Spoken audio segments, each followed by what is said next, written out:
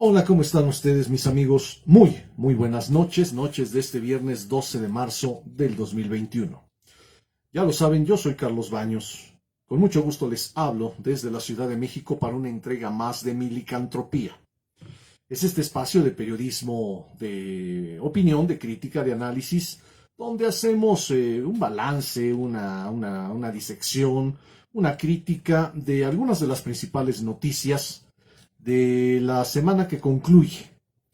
Hoy es viernes 12 de marzo y vaya que esta semana estuvo muy movidita, de hecho desde el fin de semana anterior, pero el lunes empezamos obviamente con toda esta violencia, esta delincuencia imputable a sectas feministas en la Ciudad de México y en otras entidades, y acabamos también muy fuerte con un montón de escándalos políticos. Así que tenemos 10 notas, ya vamos a tratar de ser cada vez más puntuales y más directos. Tenemos 10 notas para esta licantropía del viernes 12 de marzo del 2021. Sin perder el tiempo pasamos a la primera. La comparecencia de Agustín Caso.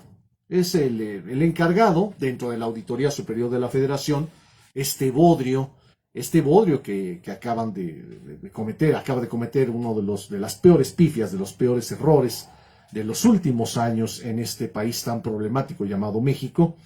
Se presentó Agustín Caso, que es el auditor especializado en el cálculo del aeropuerto, de las pérdidas relativas a la cancelación del aeropuerto de Texcoco. Una semana anterior, unos días anteriores, recordemos que David Colmenares Páramo, el auditor superior de la Federación, ya había cometido una serie de dislates muy onerosos para la cultura de la fiscalización, de la auscultación y de la evaluación de este país.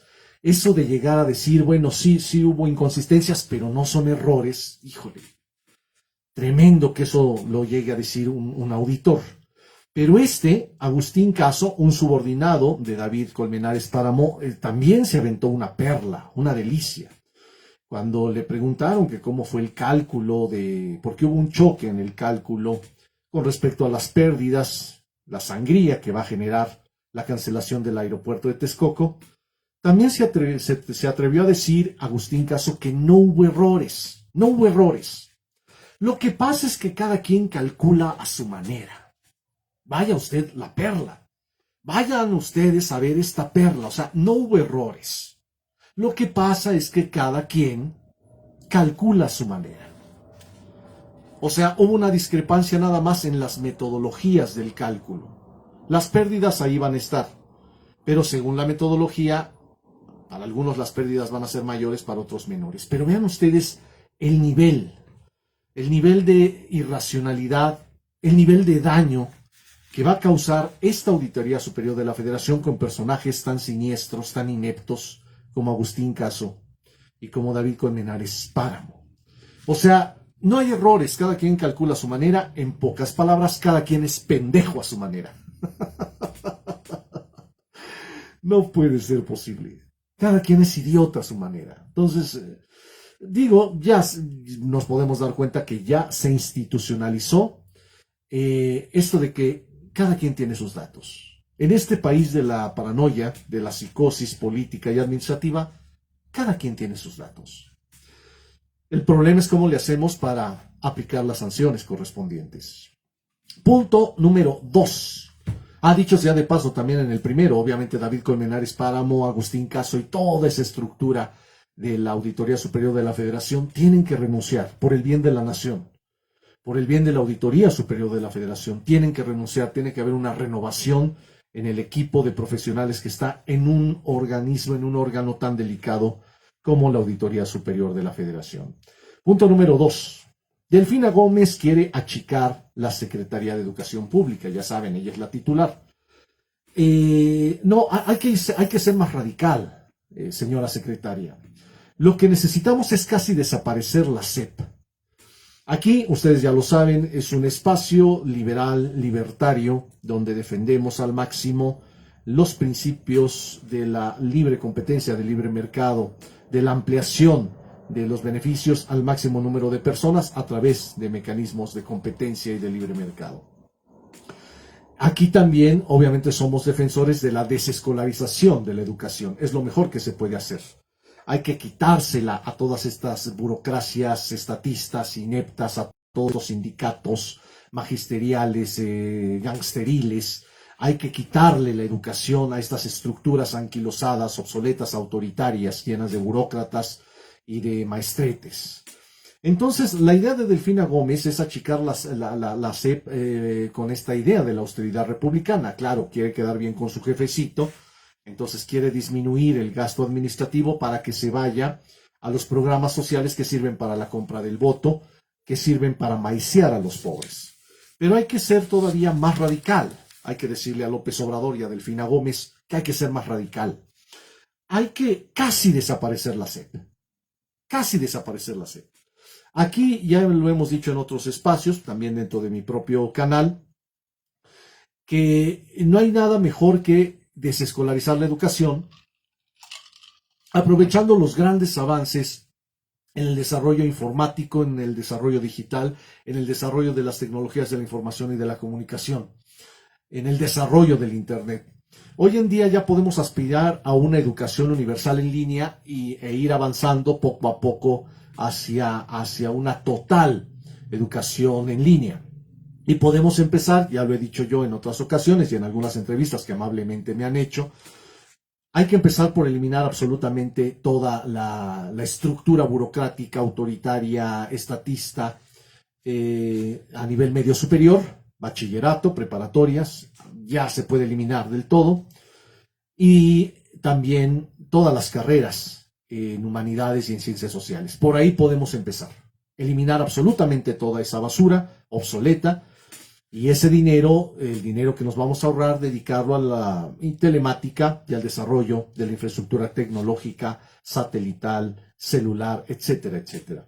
Así que la idea de Delfina Gómez es bastante pedestre, bastante cavernícola. No solo hay que achicar la SEP, señora secretaria, hay que casi desaparecerla. La SEP debe determinar solo como un organismo regulador acotado y certificador de conocimientos. Nada más, nada más. Pero hay que irle quitando el poder que tiene cuasi monopólico sobre la educación en este país, y las consecuencias de este cuasi monopolio están a la vista. Una estructura magisterial administrativa sumamente amplia, estatista, autoritaria, obsoleta, que nos genera una gran sangría en términos de erario, de presupuesto, y deficientes niveles educativos. Hay que desaparecer ese esquema, así que no solo hay que achicar la SEP, señora secretaria, hay que casi desaparecerla. Para beneficio de la educación de este país, hay que desescolarizar la educación. Punto número 3. AMLO confirma el pacto de impunidad con las delincuentes feministas. Ya habíamos hecho una entrega especial para Antifeminismo México, aquí mismo en mi canal, donde me refiero a este punto. Pero después de ese video, AMLO hizo una declaración en la mañanera muy clara. No se va a proceder contra las delincuentes feministas del 8 de marzo, de la marcha protesta vandálica del 8 de marzo. Lo dijo claramente. No se va a proceder porque no queremos que se conviertan en víctimas, que no ejerzan el victimismo. De por sí ya lo están ejerciendo de forma sistemática, pero el presidente dice que no se va a proceder. Claudia Sheinbaum dijo algo similar. Ya saben, tiene que seguir la ruta de su patroncito, de su jefecito. Y esto volvemos a demostrar, mis amigos, la existencia de este pacto de impunidad entre las delincuentes feministas y los gobiernos de Morena, el federal de López Obrador y el local de Claudia Sheinbaum. Las feministas hablan mucho del pacto patriarcal. La verdad es un delirio, es una alucinación. Es algo que no se puede demostrar. Lo que sí se puede demostrar, y ahí está la evidencia empírica, es la existencia del pacto de impunidad entre las feministas delincuentes y los gobiernos de Morena, el federal de López Obrador y el local de Claudia Sheinbaum. Ahí está, clarísimamente lo dijo el presidente, una declaración que no deja lugar a dudas a lo largo de una de sus mañaneras de esta semana. Punto número 4, una cosa que de verdad resultó ser ridícula, por decirlo menos. Esta joven, Estefanía Veloz, ya saben, es una de estas activistas feministas morenistas. En esta semana renunció a Morena porque así lo había prometido, así lo había hecho valer, si Morena se obstinaba en mantener la candidatura de Félix Salgado Macedonio a la gubernatura de Guerrero. Dicho sea de paso, Félix Salgado Macedonio ya es gobernador de Guerrero, nada más es cuestión de cumplir el trámite. Estefanía Veloz renuncia a Morena, pero, por favor, ¿qué significado, qué sentido, qué trascendencia, qué importancia tiene ese hecho? Ninguno. ¿Qué trascendencia puede tener renunciar a un partido secta, porque Morena es mitad partido político, mitad secta religiosa, un partido político que ni siquiera tiene un padrón confiable de militantes, hombre? ¿Qué trascendencia puede tener? Ninguna. Importante hubiera sido, importante, remarcable, resaltable, hubiera sido que Estefanía Veloz renunciara a sus chayotes. Eso sí, hubiera sido trascendente. No que dijera renuncio a Morena. Por favor, renunciar a Morena es renunciar a una ficción, a una farsa. Lo importante hubiera sido que dijera voy a renunciar a mi chayote en el Canal 11 y a todos los demás. Eso no lo hizo, eso no lo va a hacer. Porque acuérdense que aquí hemos dicho que, entre otras cosas, el feminismo es un gran negocio. El feminismo es un gran negocio, billete de por medio. Es decir, por el bien de todas, primero el chayote. Por el bien de todas, primero el salario. Por el bien de todas, primero el apoyo gubernamental. Entonces, en ese sentido, la renuncia de Estefanía Veloz a Morena no tiene ningún significado, ninguna trascendencia. Al igual que todas las demás mujeres de Morena que se han inconformado ante la candidatura de Salgado Macedonio, no dejan de ser palabras de dientes para afuera. Hubiera sido muy bonito, muy utópico, ver a todas las feministas de Morena renunciando, no solo al partido, eso es lo de menos, renunciando a los cargos, billete, lana, dinero, renunciando a los cargos que han obtenido gracias a Morena. Eso sí hubiera sido trascendente. Hasta yo lo hubiera aplaudido. Hubiera hablado de un verdadero sentido de coherencia, de congruencia con una causa. Pero ya sabemos que las causas se venden al billete cuando la causa es de chocolate, cuando la causa es superficial, cuando la causa es una farsa, cuando la causa es joyería de fantasía. Ese fue el punto número 4. Punto número 5, Claudia Sheinbaum. Oigan, ¿qué onda con lo del asunto de que si hubo o no hubo gases lacrimógenos en la manifestación de las mujeres del 8 de marzo? Hasta la fecha, nadie sabe la verdad. La señora jefa de gobierno, Claudia Sheinbaum, sigue negando que se usaron gases lacrimógenos. Hay una investigación abierta al respecto. Y aquí lo que tendríamos que decirle a la señora Sheinbaum es que, ¿por qué se mete en tantas fricciones y en tantas complicaciones? Yo le recomiendo a la señora Sheinbaum que use tanquetas de agua a presión como se hace en el primer mundo, en el mundo civilizado. Con esta idea de que no quieren reprimir al pueblo, no solo lo reprimen, sino que quedan en ridículo porque resulta que lo reprimen más allá de lo que ellos mismos dicen. Y además fue terrible. Aquí quiero jalar también el punto número 3, el del pacto de impunidad al que nos hemos referido, porque también hay una cosa que hay que remarcar. Entre los delitos que se cometieron el 8 de marzo por parte de las feministas, hay dos que son muy graves. El homicidio en grado de tentativa contra mujeres policías, y el de terrorismo, también en contra de mujeres policías. Este gobierno feminista de Claudia Sheinbaum, este gobierno que apoya a las mujeres de López Obrador, realmente mostraron muy poca empatía y respeto a la vida de las mujeres policías. Contra ellas se cometió el delito de homicidio en grado de tentativa, cuando quisieron quemarlas vivas, y el delito de terrorismo, por usar justamente combustibles, gasolina, para impactar negativamente en la vida de las personas y en el orden social.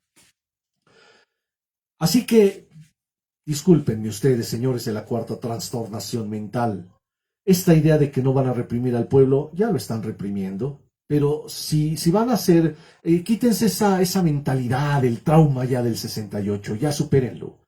Aquí lo que hay que recuperar son los principios fundamentales de la policía, el buen gobierno de los países del primer mundo.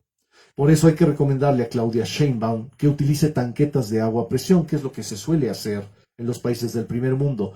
¿Qué te permite las tanquetas de agua a presión? Dispersar a las multitudes, disuadir a estas masas vandálicas y también con los chorros de agua evitar que haya reacciones de combustión que puedan afectar a los oficiales de policía, a los manifestantes y a la población civil que está alrededor de las manifestaciones. Eso es lo que permite las tanquetas de agua a presión. No son armas letales, no lo son, ni siquiera son armas en sentido estricto, pero sí son mecanismos, medidas de disuasión, de dispersión y de seguridad en beneficio de todas las partes que forman de alguna u otra manera, que participan en las manifestaciones. Así que, señora Claudia Sheinbaum, ya quítese de la cabeza el traumita del 68, deje de mentirle a la gente, en el sentido de que su gobierno y el de la cuarta trastornación mental no reprime a la gente, sí lo está haciendo en alguna medida, y más bien ajústese a los conceptos y a los mecanismos de las políticas de seguridad pública, de seguridad ciudadana del primer mundo. Señora Sheinbaum, compre usted tanquetas de agua a presión, de chorros de agua. Así se hace en el primer mundo y créame que les da muy buen resultado y no genera mayor problema en la población. La asesoría es gratis, señora. Punto número 6. López-Gatell se pasea con el COVID-19 a flor de piel. Es increíble. Este tipo ya llegó a un nivel de desparpajo brutal. Claro, porque se siente protegido por el Nerón de Palacio Nacional, por el tirano de Macuspana. Esto es lo que sucede con todos los burócratas canallas, con todos los bufones, con todos los cortesanos que se sienten protegidos por el monarca. No le interesa ya la opinión de la gente, no le interesa ya la opinión crítica de la prensa, no le interesa ya lo que digan las mismas normas, no. Lo que a López-Gatell le interesa simple y llanamente es la aprobación de su jefecito, López Obrador. Lo demás le interesa un cacahuate. Y eso de pasearse en un parque público con el COVID-19 todavía activo es de verdad un acto de suprema irresponsabilidad. Ya de hecho, por ahí tengo entendido que algunos diputados, algún diputado creo, ya interpuso una denuncia en su contra en la Fiscalía General de la República, por obvias razones. Punto número 7. La COFEPRIS ya aprobó este medicamento que se llama Remdesivir, pero ¿qué creen? Sigue sin publicar el dictamen sobre las vacunas que nos van a aplicar a los mexicanos. Y eso es terrible.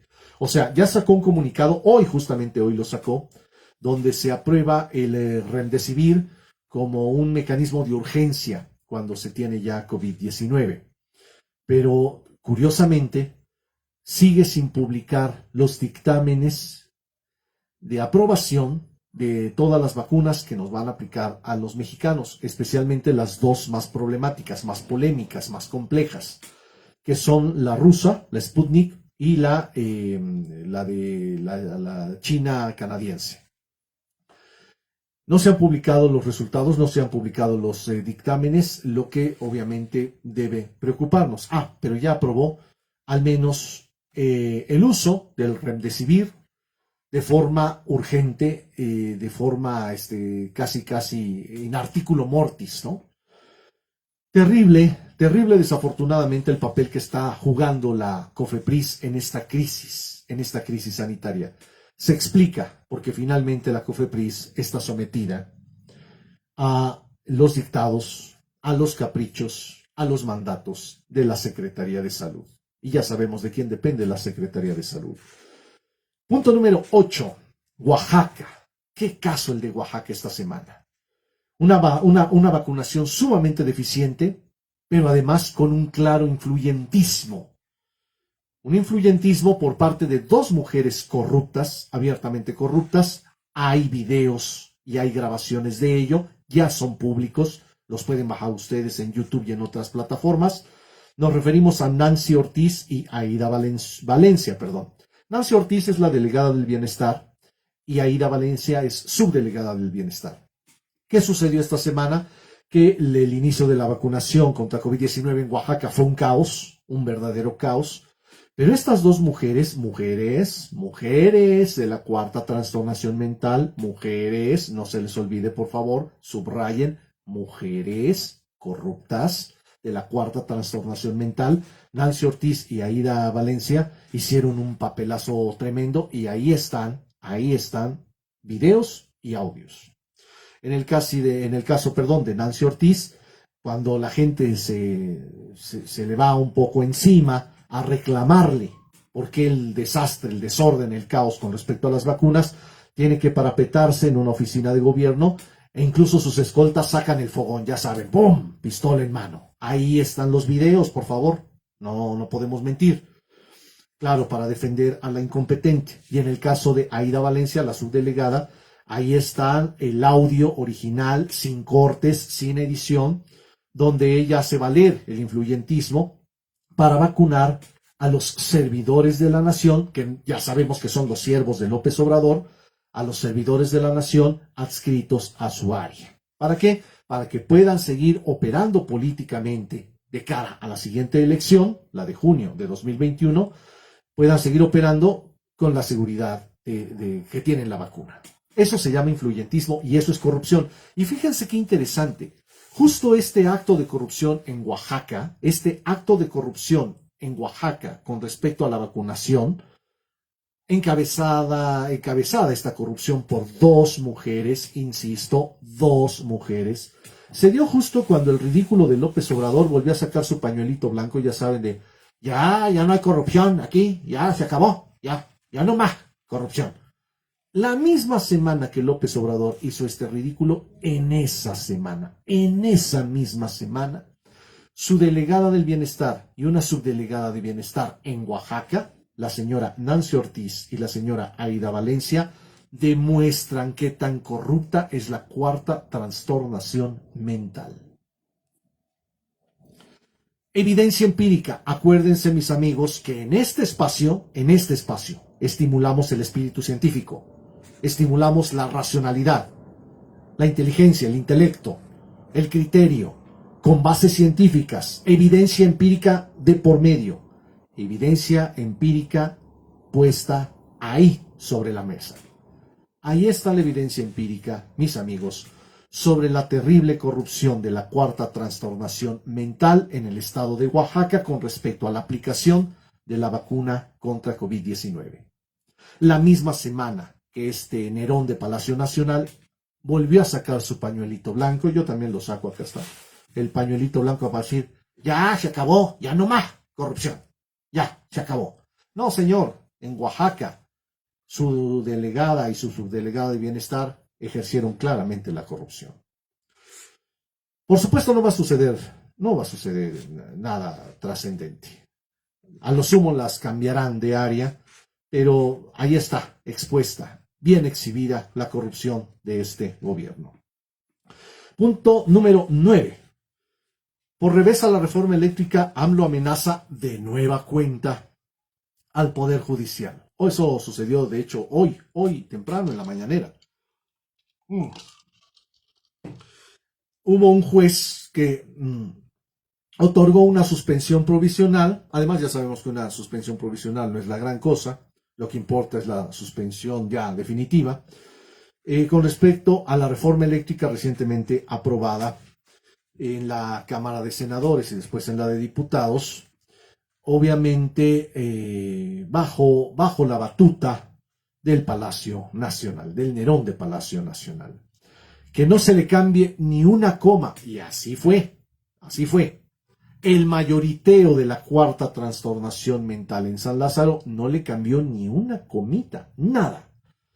Eso significa que desafortunadamente para algunas cosas, sobre todo la Cámara de Diputados, pero en general el Congreso de la Unión no es más que una correa de transmisión del poder presidencial. ¿Quién dijo que habíamos cambiado de régimen? Perdón, ¿quién lo dijo? ¿Quién lo dijo? ¿Quién dijo esa estupidez?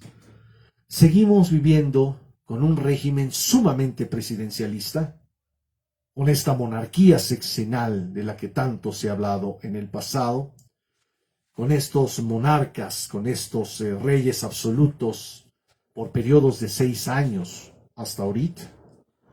Porque claro, ya supimos que López Obrador dijo que él se va en el 2024, pero así han dicho también Rafael Correa en Ecuador, Evo Morales en Bolivia, Lula da Silva en Brasil, Hugo Chávez en Venezuela, etcétera, etcétera. Y ya sabemos que les encanta sostenerse en el poder, prácticamente hasta que se mueran.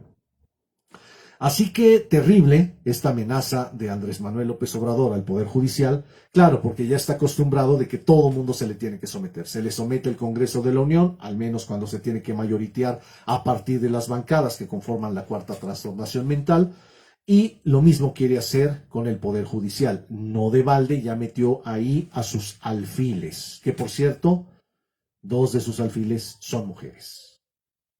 Me gusta estar recalcando ese tema, no sé si ya se dieron cuenta, porque me encanta exhibir la corrupción de la cual participan las mujeres.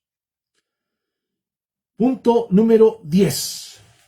Legalización de la marihuana con la vigilancia inquisitorial del gobierno. Una verdadera porquería. La reforma para, según entre comillas, legalizar la marihuana. Una verdadera porquería. Una porquería. Miren, ustedes ya saben muy bien que yo soy como liberal, como libertario, como anarquista, yo soy un defensor a ultranza de las libertades humanas. Y soy un defensor de la legalización de todas las drogas, absolutamente todas las drogas, ya. De hecho, una foto en este sentido es la que encabeza mi sitio de Facebook desde hace muchos años. Y yo soy un defensor de esa causa desde hace al menos unos 30 años, más o menos. Entonces, cuando uno ve esta legalización de la marihuana tan acotada por los poderes públicos, tan acotada por la burocracia gubernamental, pues no tenemos más que decir que es una verdadera farsa y es una verdadera estupidez, una pérdida de tiempo. Algunos creen que es un gran avance. No es ningún gran avance. No es ningún gran avance porque, en primera instancia, que quede claro, se están vulnerando terriblemente los derechos del consumidor. El Estado, el gobierno, más precisamente, acota los derechos del consumidor, acota los derechos del productor. Pero vámonos al caso de los consumidores. El hecho de que te pasen de 5 gramos a 28 la cantidad mínima que tú puedes tener para tu autoconsumo, es obviamente una restricción a los derechos de los consumidores. Díganme si eso pasa con respecto a otras drogas que ya son legales. ¿Cuál es el caso del alcohol y del tabaco? En el caso del alcohol y del tabaco, mis amigos, el gobierno les pone a ustedes una restricción, o sea, les dice, yo solo te permito tener 3 cajetillas de cigarros en tu casa durante una semana. ¿Eso sucede? Yo les pregunto, ¿eso sucede? O les dice el gobierno, solo puedes tener 3 six de cerveza durante 3 semanas. De ahí no pasas. ¿Eso sucede? Solo puedes meter tantas cervezas en tu refri durante un tiempo. Perdón, ¿eso sucede con respecto a otras drogas? Entonces, ¿por qué hacer una acotación de la aportación legal de la marihuana, más allá de la cual ya eres sancionable? Se están violando, por supuesto, derechos fundamentales como son los derechos de los consumidores. El consumidor debe de tener acceso, en teoría, a toda la cantidad de bienes que le permita su presupuesto y su gusto. Ya sabemos que en teoría del consumidor, uno aspira a bienes o servicios según su presupuesto y según su gusto. Pero aquí, en el caso de la marihuana, el gobierno te acota mucho lo que puedes portar para tu consumo personal, lo que puedes tener para tu autoconsumo como plantas vírgenes en tu casa, y además tienes que estarte registrando como si fueras un delincuente en libertad condicional. Esta reforma de legalización de la marihuana es pura basura, pura basura. Es una farsa, es un circo, es un teatro. Lo único que quiere el Congreso de la Unión es cumplir con la resolución de la Suprema Corte de Justicia de la Nación, que dicho sea de paso también es una verdadera estupidez, pero bueno, estupidez con estupidez ahí se llevan. Porque finalmente, si nosotros hiciéramos caso al criterio de la Corte, de que lo que debe prevalecer es la libre autodeterminación, el desarrollo autónomo de la personalidad, insistamos en eso, todas las drogas deberían ser legales para que todas las personas decidan, primero, si las quieren consumir o no las quieren consumir, y segundo, si las quieren consumir, en qué cantidad, en qué calidad y con qué regularidad, asumiendo íntegramente las consecuencias de sus actos de consumo. Es un principio liberal tan fundamental que a veces hasta me da pena tener que estarlo explicando cada vez que hablo de estos temas. Por supuesto, para los menores, nada. Los menores tienen que estar protegidos. Por supuesto, ya llegarán a la mayoría de edad para que ellos decidan qué hacer con respecto a las drogas. Los menores tienen que estar totalmente protegidos. Y con respecto a los adultos, a los que ya tienen capacidad de goce y ejercicio en términos jurídicos, ellos tendrán que decidir, uno, si consumen o no consumen, y dos, si deciden consumir, en qué cantidad, con qué calidad y con qué regularidad. Asumiendo, insisto, aquí somos liberales, asumiendo las consecuencias buenas y malas de sus propios actos. Acuérdense que el liberalismo, la más grande, la más depurada filosofía de vida que se ha desarrollado a lo largo de la historia de la humanidad, el liberalismo parte de tres principios básicos: libertad, racionalidad y responsabilidad. Eres libre de elegir, elige con inteligencia y tienes que asumir las consecuencias de tus decisiones. Así de fácil, hombre, así de sencillo. Pero en este país donde tenemos un presidentito, un presidente enano que se dice liberal y no entiende ni jota de liberalismo, y obviamente también sus enanos, sus bufones, sus arlequines y sus cortesanos menos entienden de liberalismo, pues es obvio que tenemos esta clase de legislaciones totalmente idiotas, no se les puede decir de otra forma, totalmente incoherentes e inconsistentes. Así que muy mal por este tipo de legalización de la marihuana, y volvemos a insistir que la mejor política pública al respecto es la total legalización de todas las drogas y que la gente se vuelva responsable de sus actos.